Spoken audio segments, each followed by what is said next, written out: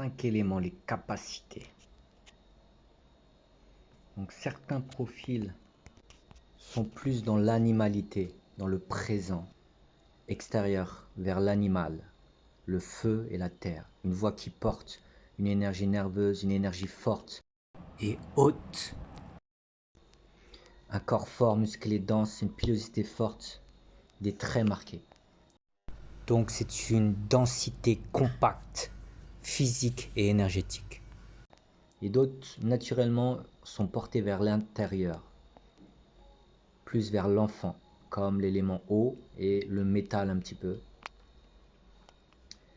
Comme aussi les femmes, une énergie plus faible, plus molle, ou certains hommes, corps plus maigres, des traits plus jeunes, un duvet à la place d'avoir une vraie pilosité, une vraie barbe. Donc c'est le contraire de l'aspect compact, c'est un aspect léger, éparpillé et non corporel.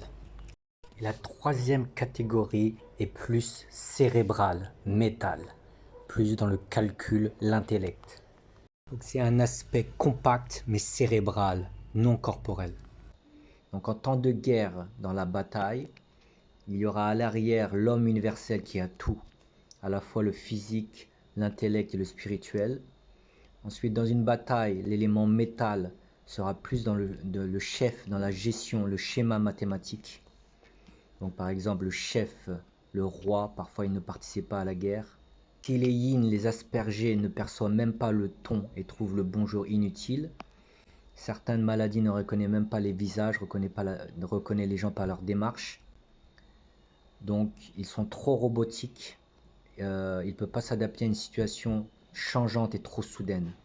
Donc, par exemple, les aspergés ne supportent pas les micro-changements, tout ce qui n'est pas prévu. Donc dans une bataille, ça va être très très dur pour eux. Eux, il faudra plus les mettre dans la gestion ou la tactique. Ensuite, l'élément eau, il est dans l'imaginaire, comme dans un dessin animé. Donc lui, ça va être aussi très très dur pour lui. Émotionnellement, il va tout prendre comme une explosion par son imaginaire. Et le feu yin, il est dans le réel subtil. Donc c'est 20% de la population.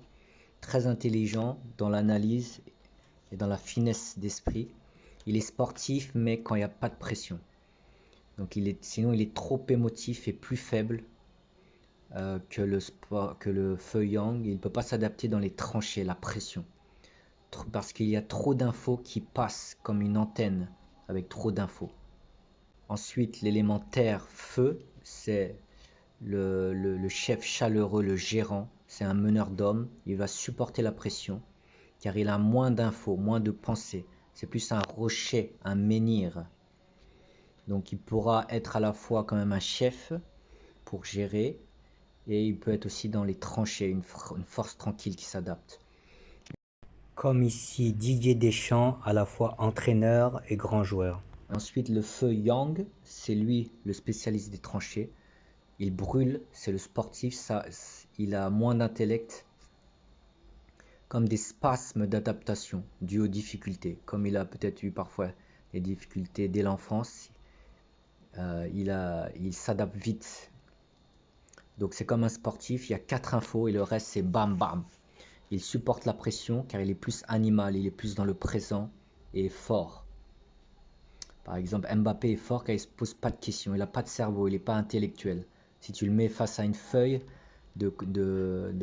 à l'école, bah, il a des chances d'être nul, d'avoir peu de créativité, d'avoir peu d'imagination. Mais dans le moment présent, bam bam, il n'a pas de doute parce qu'il a peu d'intellect. Sa pensée est moins précise. Après, il peut y avoir des exceptions dans le monde sportif, des gens à la fois intellectuels et sportifs, mais la majorité seront moins intellectuels. Après, il faut distinguer entre intelligent et intellectuel. Une personne intellectuelle est une personne cultivée qui a fait de hautes études, mais cela ne veut pas dire qu'il est forcément intelligent, puisqu'il peut par exemple être arnaqué bêtement. Alors qu'une personne moins intellectuelle qui a fait moins d'études peut être plus vif d'esprit et ne pas être arnaqué par exemple.